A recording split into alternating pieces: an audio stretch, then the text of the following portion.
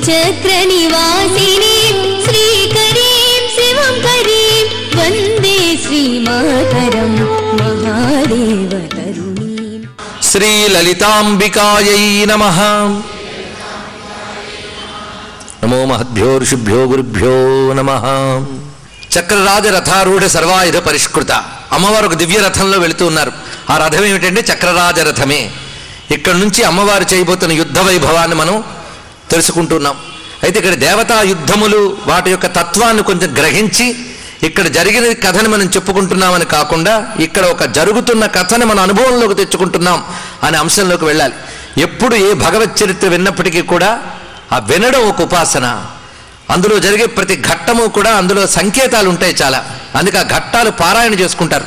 ముఖ్యంగా లలితా చరిత్రని పారాయణం చేయడం, సప్తశతి కొన్ని సంఖ్యలతో పారాయణ చేస్తే ఎంత ఫలితమో లలితా చరిత్ర పారాయణ అంత గొప్ప ఫలితాన్ని ఇస్తుందని హయగ్రీవ స్వామి అగస్త్యుల వారితో చెప్పడం, ఆ దివ్యమైన లలితా చరిత్రని ఏ విధంగా పారాయణ చేయాలో పద్ధతిని చెప్పడం మనకి సంప్రదాయంలో ఉన్నది. అందుకు లలితా చరిత్ర పారాయణమే మనల్ని ఉద్ధరిస్తోందంటే ఆ కథలోనే ఇవి సంకేతాలు ఉన్నాయన్నమాట. ఇప్పుడు సుందరకాండ కానీ రామాయణం కానీ ఇవి పారాయణ చేస్తున్నప్పుడు అందులో యుద్ధఘట్టంలో ఒక్కొక్క అసురుణ్ణి ఇలా సంహరించారు అని చెప్పడం కూడా ఒక విధమైన సంకేతవాదం. అందులో వాడబడినటువంటి అస్త్రాల స్వరూపము, వాటి సంఖ్య, ఇన్ని బాణాలు వచ్చాయనే సంఖ్య కూడాట యజ్ఞ సంకేతంట. ఇది ఆశ్చర్యకరమైన అంశం. మొన్న మధ్య ఒక ఆయన మహాభారత కురుక్షేత్ర సంగ్రామంలో జరిగిన యుద్ధంలో వాడినటువంటి అస్త్రాలు బాణాల సంఖ్య కూడా యజ్ఞ పరిభాష ఇదంతా అని చెప్పాడు. కానీ కురుక్షేత్ర సంగ్రామ గాథ కూడా ఒక యజ్ఞం యొక్క స్వరూపమే అని చెప్పి మహాభారతం అందువల్లనే పంచమవేదమైందని రుజువు చేశాడు ఒక సంప్రదాయజ్ఞుడు. ఇలాంటి ఆశ్చర్యకరమైన అంశాలు మన ఋషుల గ్రంథాల్లో కనబడుతూ ఉంటాయి, స్పష్టంగా ఉంటాయి. తెలుసుకోవాలంటే తత్సంప్రదాయములు తెలియాలి. అది ఒక్కటే ఇంత ఉపోద్ఘాతం. ఎందుకంటే ఇప్పుడు చేయబోతున్న యుద్ధ గాథ అంతా కూడా కేవలం ఇదొక సంహార గాథ అనే కాకుండా ఇక్కడ అమ్మవారి అనుగ్రహం మనల్ని ఏ విధంగా వర్షిస్తూ కాపాడుతూ తీసుకువెళుతున్నది అనేది ఇప్పుడు మనం చెప్పుకోబోతున్న అంశం. ఇక్కడ నుంచి అమ్మవారు భండాసురుడు పంపిస్తున్న రకరకాల రాక్షస్యాలను కొట్టుకుంటూ వెళుతూ ఉంటారు వివిధ రూపాలతో.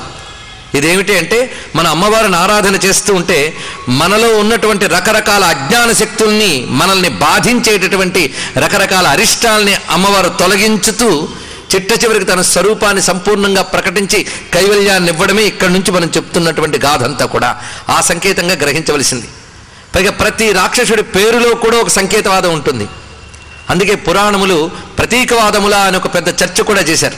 వాటిని అర్థాలు తీస్తూ ఉంటే అద్భుతమైన జ్ఞానం కనబడుతూ ఉంటుంది మనకి. ఆ జ్ఞానంతో మనం పరిశీలిస్తాం. పైగా యుద్ధం చేస్తున్న తల్లి మాత. ఇప్పుడు లలితా సహస్రనామ వైభవం గురించి ప్రస్తావన చేసి యుద్ధ కథలో ప్రవేశిద్దాం. లలితా సహస్రం శ్రీకారంతో ప్రారంభమవుతుంది. సాధారణంగా శ్రీకారం మంగళంగా ప్రారంభించడం అనే ఒక సంప్రదాయం ఉంది. అలాగే శ్రీమాత అని ప్రారంభమవుతుంది. అందులో మాత అంటే అమ్మ అని అర్థం. సర్వ జగత్తుకి కారణం గనక జగదంబిక అమ్మ అనే పేరు చక్కగా సమంజసంగా సరిపోతున్నది. ఈశ్వరతత్వాన్ని అమ్మ అని పిలిచి ఆరాధించేటటువంటి సంస్కారం భారతీయులకు ఉన్నది. ఈశ్వరతత్వాన్ని పురుష రూపంతో ఆరాధించే వాళ్ళు ఉంటారు, స్త్రీ రూపంతో ఆరాధించేవారు ఉంటారు, నిరాకారంగా ఆరాధించేవారు ఉంటారని మనం మొదటి రోజునే చెప్పుకున్నాం. అందులో అమ్మ అనే భావనతో భగవత్ చైతన్యాన్ని ఆరాధించే ఒక సంస్కారం ఉన్నదే, అది చాలా ఉత్కృష్టమైనది. అమ్మ అనే భావనలో ఏవేవైతే ఉన్నాయో అవన్నీ జగదంబా తత్వంలో కనిపిస్తాయి. అమ్మ అంటే మనకు కారణమైనది, అమ్మ అంటే మనల్ని పోషించేది, అమ్మ అంటే క్షమించి అనుగ్రహించి రక్షించగలిగే వాత్సల్య స్వరూపిణి. అన్నిటికీ మించి అమ్మ ఆ పిల్లవాడు తెలివైనవాడా గొప్పవాడా ఇవన్నీ చూడదు. అమ్మ కేవలం ఆ ప్రేమతో ఆదుకుంటుంది. అందుకే మనం భగవత్ చైతన్యాన్ని జగన్మాతృభావంతో ఆరాధించినట్లయితే ఆ తల్లి మన యొక్క ఇతర గుణగణాలను ఏమీ పరిశీలించకుండా కేవలం మన యొక్క భక్తిని మాత్రమే చూసి ఎత్తుకోగలదు. ఎందుకంటే సృష్టిలో అమ్మ మాత్రమే అన్నీ భరించగలిగి ఆదుకునే తల్లి. ఎవరైనా పిల్లవాడిని ఎత్తుకోవాలంటే వాడు చక్కగా స్నానం చేసి మంచి వస్త్రాలు ధరించి ముద్దొస్తూ ఉంటే ఎవడైనా ఎత్తుకుంటాడు. కానీ పిల్లవాడు ఎలాంటి పరిస్థితుల్లో ఉన్నా ఎత్తుకోగలిగేది ఈ భూమి మీద తల్లి మాత్రమే, ఇంకెవరూ కాదు. అందుకే ఆ జగన్మాతృభావంతో నిష్కపటమైన భావంతో మనం ఆరాధించాలి. అమ్మకి 1000 పేర్లు ఉండవచ్చుగాక, కానీ అమ్మ అనే పేరే చాలా గొప్పది. అందుకే మొట్టమొదటి పేరే శ్రీమాత అన్నారు. ఇది మొదటి పేరు మాత్రమే కాదు, ఇది ప్రథమము ప్రధానము కూడా. అందుకే మొదట చెట్టుకి విత్తనమే మొదటి రూపం, ఆ విత్తనంలోనే చెట్టు అంతా ఉంటుంది. లలితా సహస్రనామం అనే చెట్టుకు విత్తనం లాంటిది శ్రీమాత. ఇందులోనే మొత్తం తత్వం అంతా దాగి ఉన్నది. మరొక ప్రత్యేకత ఏంటంటే శ్రీమాతతో మొదలవుతోంది లలితా సహస్రనామ స్తోత్రం. చిట్ట చివరి నామం ఏంటి? శివా శివశక్త్యైక్య రూపిణి శ్రీ లలితాంబిక. ఇది అయితే నిజమైన సరి అయిన పాఠం మనం వెతికితే పూర్వ పాఠాల్లో శివా శివశక్త్యైక్య రూపిణి శ్రీ లలితాంబికాయే కనబడుతుంది. శ్రీ శివ శివశక్త్యైక్య రూపిణి లలితాంబిక కాకుండా పాఠాంతరాలు ఎన్నో ఉంటాయి, కానీ పూర్వ పాఠాల్లో మాత్రం శివా శివశక్త్యైక్య రూపిణి శ్రీ లలితాంబిక అని కనబడుతున్నది. ఇందులో శ్రీ లలితాంబిక చివరి నామం మొత్తం 1000 నామాలకి. ఈ లలిత అనే పేరు ఇప్పటి వరకు రాలేదు, ఒకేసారి వస్తుంది. మొత్తం సహస్రనామాల్లో లలిత అనే పేరు ఒక్కసారి వస్తున్నది. అంటే ఇంతవరకు చెప్పిన 999 నామములు లలితాంబవి అని చెప్పడం ఆ చివరికి వచ్చేటప్పటికల్లా. అందుకు లలిత అనేది మొత్తానికి సంబంధించిన పేరుగా మనం పక్కకు తీస్తే ఇంకా మిగిలింది శ్రీ అంబిక. శ్రీ అంబిక అంటే అర్థం ఏంటి? శ్రీ మాతే. అందుకు అమ్మా అని మొదలుపెట్టి అమ్మా అని పూర్తి చేయాలి లలితా శాస్త్రం. అది దానికున్న గొప్పతనం. ఇది ఎలా ఉంటుందంటే ఒక జపమాలలో మేరువుతో మొదలుపెట్టి మళ్ళీ మేరువుతో పూర్తి చేసినట్లుగానే అమ్మతో మొదలుపెట్టి అమ్మతో పూర్తయింది ఈ మొత్తం ఉన్నటువంటిది. మళ్ళీ మధ్యలో మీకు మాతా మలయాచలవాసిని అంబిక అనాథనిధన అని మళ్ళీ అమ్మనామాలు వస్తాయి. కనుక మాటి మాటికి ఆ విశ్వజనని ఇలాంటి మాటల్లో అమ్మాని ఎంత నోరారా పిలిచారు వసిన్యాది వాగ్దేవతలు. వసిన్యాది వాగ్దేవతలు ఎవరు? లలితా సహస్రనామాలు మనకి ఇచ్చినటువంటి మహాత్ములు వారు. అలాగా శ్రీమాత అయినటువంటి తల్లి ఇప్పుడు చక్రరాజరథం మీద బయలుదేరుతూ ఉన్నప్పుడు ఆవిడ సోయగం ఎలాగున్నది అంటే ఆ బిందు స్థానంలో ఆవిడ కూర్చున్నది.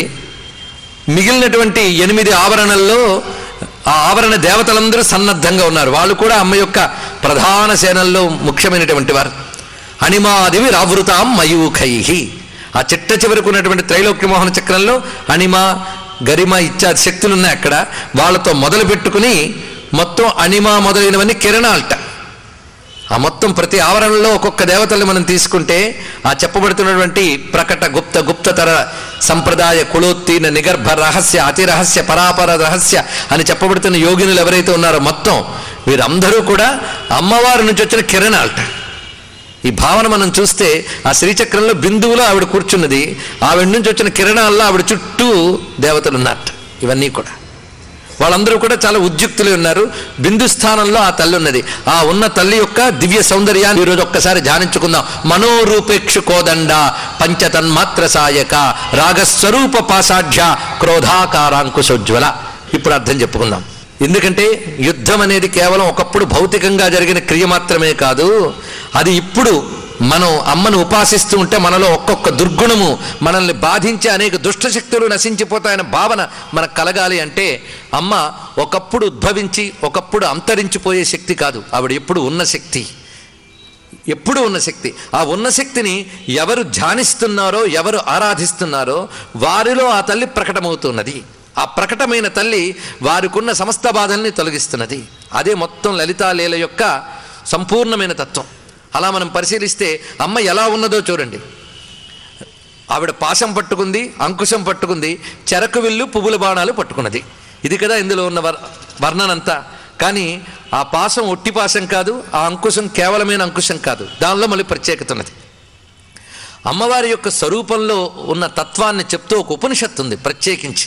దాన్ని భావన ఉపనిషత్తు అంటారు. భావన అంటే మనం బాహ్యంగా భావించే అమ్మ యొక్క రూపాలు, ఆ శ్రీచక్ర సంకేతాలు ఇవన్నీ కూడా నీలోనే ఉన్నాయి అని భావించాలి. ఆ భావించినప్పుడు నీ శరీరంలో రకరకాల శక్తులు పనిచేస్తున్నాయి. ఏ ఇంద్రియం శక్తి ఆ శక్తిదే. ఒక ఇంద్రియానికి ఉన్న శక్తి మరో ఇంద్రియానికి ఉండదు. కానీ ఇన్ని ఇంద్రియాలకి శక్తినిస్తున్న చైతన్యం మాత్రం ఒక్కటే. ఇలా భావన చేసి వివిధమైన ఇంద్రియాలు మనలో పంచ ప్రాణవాయువులు, పంచ ఉపవాయువులు వీటన్నిటినీ నడిపిస్తూ మనలో సప్తధాతువులను నియంత్రిస్తూ ఎవరున్నారు? మనలో సప్తధాతువులు ఉన్నాయా లేదా? ఈ సప్తధాతువులు పంచభూత తత్వములు వీటన్నిటిని నియంత్రిస్తున్నటువంటి తల్లి ఎవరు? అది భావన చేయమని లలితా శాస్త్రం చెప్తోంది మీకు. పాయసాన్న ప్రియా త్వక్స్థా పశులోక భయంకరీ, అదొకటి. రుధిర సంస్థిత, అస్థి సంస్థిత, వీటి అర్థములేంటి? త్వక్స్థ అంటే మన చర్మధాతువుని నియంత్రించే తల్లి. ఇప్పుడు విశుద్ధి చక్రంలో ఉండి కాపాడుతుందట. అదేవిధంగా మన యొక్క రక్తాన్ని, ఎముకలు, మజ్జ, మేధస్సు శుక్లము, ఇలా మొత్తం సప్తధాతువుల్ని కూడా నియంత్రిస్తున్నటువంటి ఆ తల్లి నియంత్రిస్తేనే ఈ శరీర రథం కదులుతోంది. ఈ శరీరంలో ఒక్కొక్క ఇంద్రియం దగ్గర కనబడిన చైతన్యం కూడా ఆ శ్రీచక్రావణంలో ఉండేటువంటి ఒక్కొక్క మయూఖమే. అక్కడ ఉన్నటువంటి శక్తులే ఇక్కడ ఉన్నాయి. ఆ శక్తులన్నిటికీ కేంద్రమే అమ్మ ఎలా ఉన్నదో వీటన్నిటికీ కేంద్రమే మనల ఆత్మస్వరూపంగా ఉన్నది ఆ తల్లే.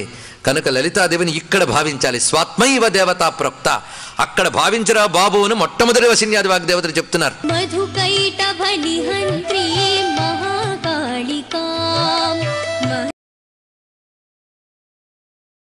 మధుకైటభనిహంత్రీ మహాకాళికాం మహిషాంధకరీం శివాం మహాలక్ష్మీం భజే మధుకైటభనిహంత్రీ రాగస్వరూప పాషాఢ్య క్రోధాకారాంకుశోజ్వల మనోరూప ఇక్షుకోదండ పంచతన్మాత్ర సాయక. నేను క్లుప్తంగానే చెప్తాను, మీరు గాఢంగా పట్టుకోండి. అమ్మని ఇక్కడే దర్శించవచ్చు. ఎలాగ? ప్రతి వారిలోని చైతన్యం ఉంది. చైతన్యం ఉంటేనే మనం ఇక్కడున్నాం, అవునా లేదా? ఈ చైతన్యం చేస్తున్న పని ఏమిటి, ఇది ఆలోచించుకోవాలి. ఈ చైతన్యం చేస్తున్న పని ఏమిటి? ప్రతి వారిలో మనం ప్రపంచంతో 5తో సంబంధం పెట్టుకుంటాం. ప్రపంచంలో మన సంబంధాలన్నీ 5 ప్రధానంగా.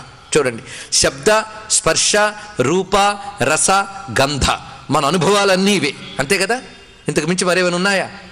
ఈ 5 మనం అనుభవించడం కోసం మనకి పంచ జ్ఞానేంద్రియాలు ఉన్నాయి. అలాగే 5 సంపాదించడం కోసం పంచ కర్మేంద్రియాలు ఉన్నాయి. కనుక పంచ జ్ఞానేంద్రియాలు, పంచ కర్మేంద్రియాలు ఈ పంచవిధ అనుభవాలకే ఉన్నాయి. అన్ని అనుభవాలైన శబ్ద, స్పర్శ, రూపరస, గంధ.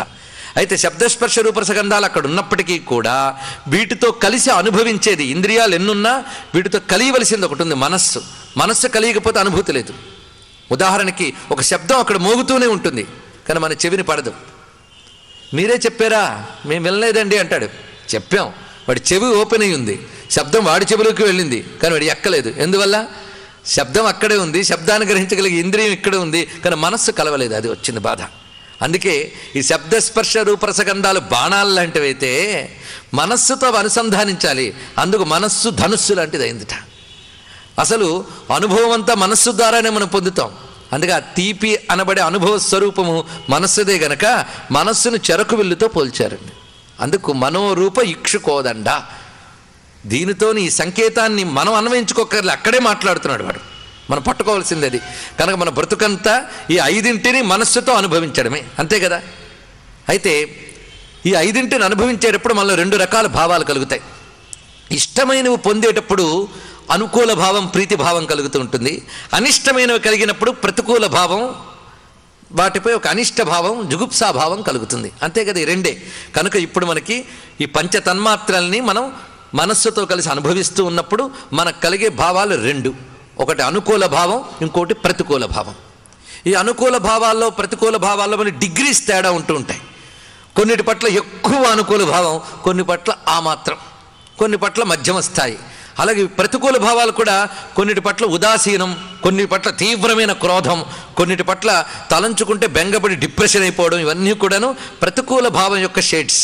చూడండి, కనుక ప్రతికూల భావాలు, అనుకూల భావాలు ఈ 2 కలగడానికి కారణం ఏంటి? మనస్సు పంచతన్మాత్రలతో కలియడం వల్లే. అందుకు అనుకూల భావాల్ని రాగము అంటాం. ఎందుకంటే అనుకూలమైన అంటే కట్టి దగ్గర పెట్టుకుంటాం, అంతే కదా? ప్రతికూలమైన భావం మన అంకుశంలో పొడుస్తూ ఉంటుంది. అందుకు అనుకూల భావమైన రాగము ఆవిడ పాశంలా పట్టుకున్నది, ప్రతికూల భావాన్ని అంకుశంలా పట్టుకుంది. చూసారా? మొత్తం మన బతుకు చైతన్యం అంతా ఈ 4 చేతుల్లో పట్టుకుంది అమ్మవారు. ఇప్పుడు నేను చెప్పినటువంటి 4 అందరికీ అనుభవంలో ఉన్నాయా లేవా చెప్పండి. ఇక్కడ శాస్త్రం అక్కర్లేదు, ఉపనిషత్తులో దేమీ వద్దు, మన అనుభవంలో ఉందో లేదో చెప్పండి. శబ్ద, స్పర్శ, రూప, రసగంధాలు. ఈ మాట వినడం వేదాంత శబ్దమైనా మా బతుకులో ఉన్నవే కదా ఇవి. కనుక ఈ పంచ తన్మాత్రలు మనస్సుతో కలిసి అనుభవించేవి రాగద్వేష అనుభవాలు. ఇంత చైతన్యం మీకు నాకు ఉందని అందరికీ తెలుసు, అవునా లేదా?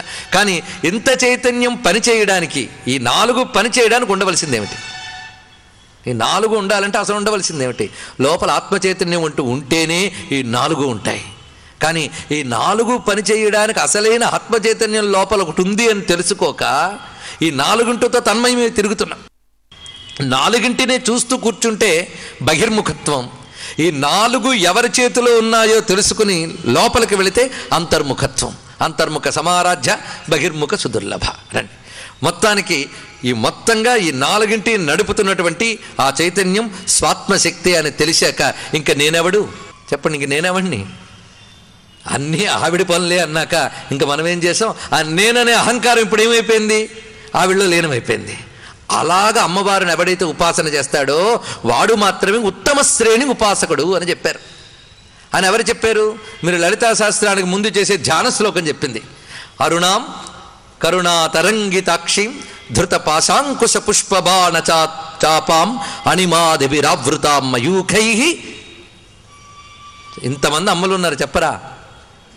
అహమిత్యేవ విభావయే భవాని, అహం ఇది ఏవ విభావయే భవానీం. ఆ భవానీదేవిని అహం అని నేను భావన చేస్తున్నాను అన్నాడు.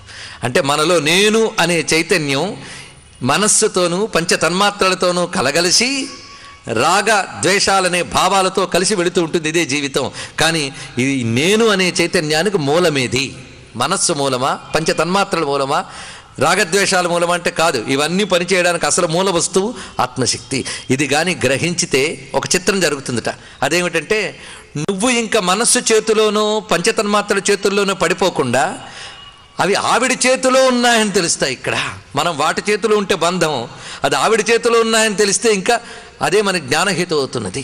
కనుక ఇంత చైతన్యాన్ని నడుపుతూ మన హృదయ పీఠంలో ఉన్నటువంటి స్వాత్మ చైతన్యమే లలిత. ఇది అసలేనది. అందుకు అసలు సౌందర్యం ఏంటండి? ఆవిడే. చైతన్యమే అసలు సౌందర్యం అని మన సౌందర్యలహరిలో చెప్పుకున్నాం, నిన్ననే చెప్పుకున్నాం. అసలు మనిషికి అందం ఏంటంటే చైతన్యమే.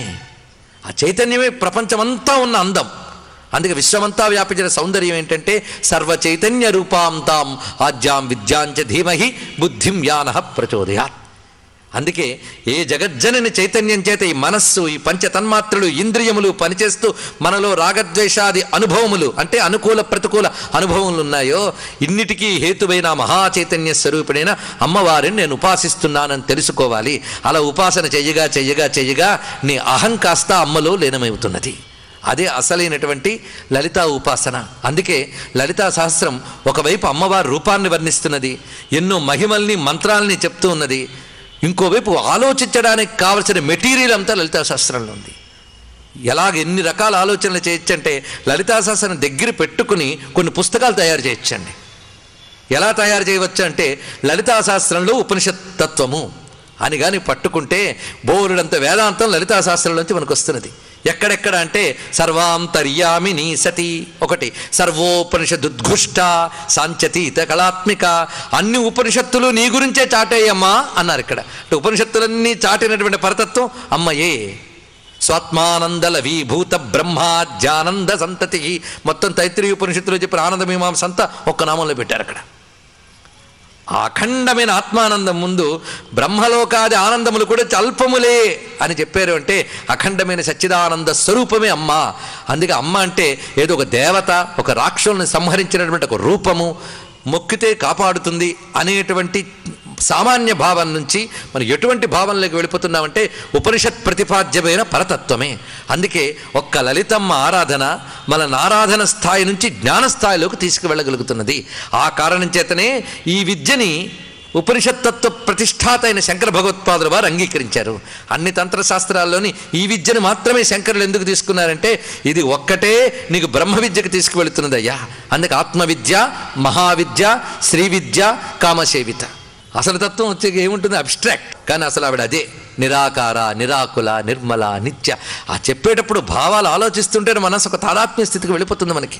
అందుకే ఉపనిషత్ ప్రతిపాద్యమైన తత్వం అది. అందుకే శృతి సీమంత సింధూరీకృత పాదాబ్జ ధూళిక సకలాగమ సందోహ శక్తి సంపుట మౌక్తిక నిజాజ్ఞారూప నిగమ.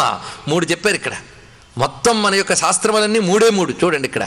వేదములు, ఆ తర్వాత ఆగమములు అంటే మంత్రశాస్త్రములు. ఇవి ప్రధాన. నిగమం, ఆగమం. నిగమం అంటే వేదం, ఆగమం అంటే మంత్రశాస్త్రం. ఈ రెండిటినీ కలబోసి మన జీవితంలో మలచి చూపించను మరో 2 ఉన్నాయి, పురాణములు, స్మృతులు. ఎందుకంటే మన హిందువుల ధర్మ గ్రంథాలు ఏమిటో మనకు తెలియవు. చాలామంది అనుకుంటుంటారు అందరికీ ఒక పుస్తకం ఉంది కూడా మనకు కూడా ఒక పుస్తకం ఉంటుందేమో అని. మన పుస్తకాల మీద ఆధారపడ్డ గ్రంథం కావు, గ్రంథాలు లేవు మనకి. పుస్తకాల మీద ఆధారపడ్డ మతం కాదు మనది. ఋషుల పరంపర మీద ఆవిర్భవించిన మతం మనది. ఎన్ని పుస్తకాలు నువ్వు బ్యాన్ చేసినా హిందూ ధర్మం బ్యాన్ కాదు, గుర్తుపెట్టుకోండి. ఇక్కడ నిలిచేది ఏమిటంటే పరంపర మీద వచ్చిన ధర్మం మాత్రమే నిలబడుతుంది. ప్రచారాల మీద వచ్చే ధర్మం నిలబడదు, ఆచారం మీద వచ్చే ధర్మం నిలబడుతుంది. ఆచార ప్రభో ధర్మ ధర్మస్య ప్రభురచ్యుత. ఆచార ప్రభో ధర్మమే మన హైందవ ధర్మం, మన సనాతన ధర్మం, మన ఆర్ష ధర్మం, మన ఆర్య ధర్మం, మన భారతీయ ధర్మం, మన హిందూ ధర్మం. ఇటువంటి పవిత్రమైన ధర్మంలో ఉన్న ప్రత్యేకత ఏమిటంటే ఒక పుస్తకం కాదు, నువ్వు ఏదో నెపం పెట్టి ఈ గ్రంథం ప్రపంచంలో అందరిని ఆకట్టుకుంటోందే అని భయపడిపోయి వెంటనే దాన్ని ఏదో విధంగా నిరోధించాలని ప్రయత్నిస్తే మరో గ్రంథంలోంచి పలకరించగలం. మనకు ఒకటి ఇది ఎందుకన్నామో చాలామందికి ఇక్కడ తెలిసి ఉంటుంది, అంతే కదా. చిత్రం ఏంటంటే మనందరికీ భగవద్గీత చాలా పూజ్య గ్రంథం, సందేహం లేదు, సర్వోపనిషత్ సారభూతం. కానీ ఆ భగవద్గీత పుట్టక ముందు కూడా హిందూ ధర్మం ఉంది, గుర్తుపెట్టుకోండి. ఇక్కడ అది ఆలోచించవలసిన అంశం. మనం అంతకు ముందు ఉన్నదేగా, కొత్తదే అని చెప్పాడు ఆయన. వేదైశ్చ సర్వైరహమేవ వేద్య వేదాంత కృద్వేద విదేవతాహం అని చెప్పాడా లేదా పరమాత్మ? అందుకు అంతకు పూర్వం ఉన్నటువంటి వేదాంతముల సారమే భగవద్గీతలో చెప్పారు కనుక మనకు భగవద్గీత పూజ్యమైంది. ఆ విషయమే మనకి పురాణములు ధర్మశాస్త్రాలు చెప్తున్నాయి కనుక వేదము మంత్రశాస్త్రం అంటే నిగమం ఆగమం ఈ రెండూ మనకు ప్రధానమైన గ్రంథములు. ఇది గుర్తుపెట్టుకోండి. చాలామందికి పొరపాటు ఎక్కడ పడతారంటే మన హిందూ మత స్వరూపం తెలియక కొంతమంది వేదాన్ని ఒప్పుకుంటూ పురాణాలను ఒప్పుకోని వాళ్ళు, ఆగమాలను ఒప్పుకోని వాళ్ళు పొరపాటు పడుతుంటారు. కానీ శృతి సమ్మతమైన ఆగమములు ఉన్నాయి, వేదం అంగీకరించి లేదా వేద పద్ధతిని అనుసరించి ఆగమాలు ఉన్నాయి అంటే మంత్రశాస్త్రములు. ఈ ఆగమాల్లోనూ అమ్మవారి తత్వమే చెప్పబడింది, అటు వేదాల్లోనూ అమ్మవారి తత్వమే చెప్పబడింది. కనుక అమ్మ సనాతని, శాశ్వతమైన తల్లి. ఆ వేదాల్లో ఈ మంత్రశాస్త్రాల్లో చెప్పిన అమ్మ యొక్క వైభవాన్ని మనలోకి తీసుకువచ్చి అమ్మ భక్తి కలిగించి మనల్ని తరింపజేయడం కోసమని వ్యాసాది మహర్షులు పురాణముల్ని ధర్మశాస్త్రాల్ని ఇచ్చారు. కనుక మొత్తం మనకు ఆధార గ్రంథములు 4 వచ్చాయి ఇక్కడ: నిగమము, ఆగమము, పురాణములు, ధర్మశాస్త్రములు. ఈ 4 మనకు ప్రధానమండి. కుంభహారతులతో నిత్య పూజలనరు నీరాజనం నీరాజనం నీరాజనం. కుంభిని ధరసుతకు కుంభహారతులతో నిత్య పూజలనరు నీరాజనం. జగములకు నాధారమైన రాజేశ్వరికి జగములకు నాధారమైన రాజేశ్వరికి నిగమ మంత్రములతో నీరాజనం నిగమ మంత్రములతో నీరాజనం నీరాజనం నీరాజనం.